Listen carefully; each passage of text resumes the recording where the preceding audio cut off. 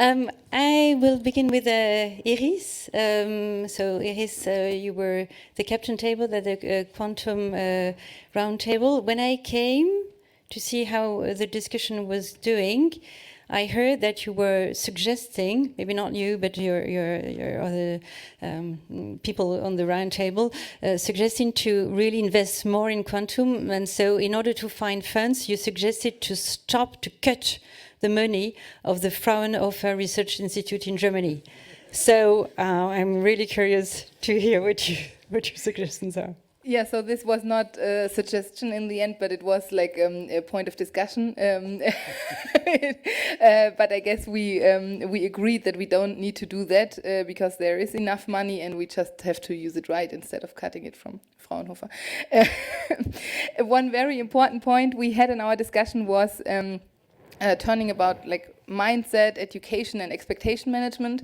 So quantum technologies are hard to understand for people who are not educated in physics or in this field. And this creates uncertainties and also makes it hard to understand what the possibilities are, but also what the problems are, and with that, what the timescales are on which we can expect results. On the investor side, this means, okay, there is a lot of capital, but there is also a lot of fear if you are not like an experienced deep tech investor to go into these fields where you cannot expect big revenues after only a short time. There we discussed also a funny point. So we invest in building airports, and it also takes like years and years and years. Especially in Berlin. Especially in Berlin, exactly.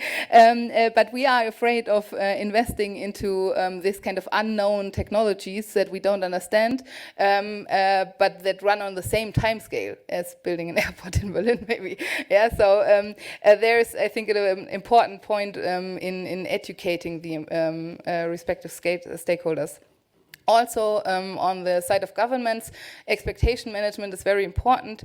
Currently we have a big hype in the field of quantum technologies, but this may drop at some point, and we will come in some gap where we also still need money. So we don't only need money in this time where the hype is up, but also to bridge the gap until we really can bring the technologies to great values.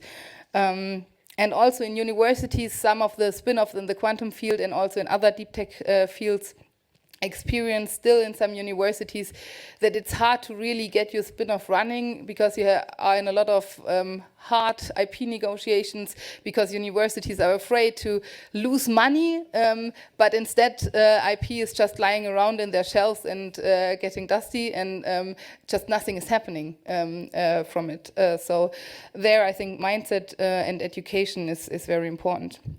Also, we talked a lot about unified approaches within Europe and collaborations, so that we really have like European companies that can act all over Europe, use the whole European market to get strong, so that we really have European champions, because we will not get champions just from one of the European countries. So we need the whole intelligence and also the whole market to get strong.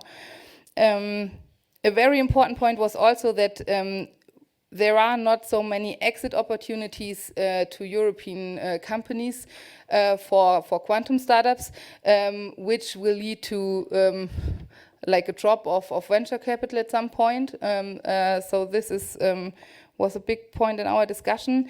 And what was surprising for me, but it makes completely sense, is that also a lot of, especially hardware companies in the quantum field, have supply chain issues. On the one hand, with like basic technologies they need to use that are only coming from the US with certain regulations on it, or materials they need to use that come mostly from China. So if we don't tackle this supply chain issues, we cannot really grow in this field.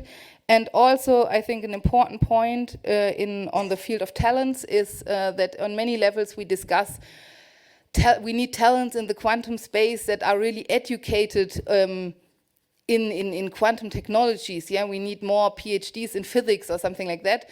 But that is not what the quantum startups see. They have more problems in getting talent from general software development or engineering that they need to really bring the technology to life. Yeah. Thank you, thank you. So we come back actually to the point.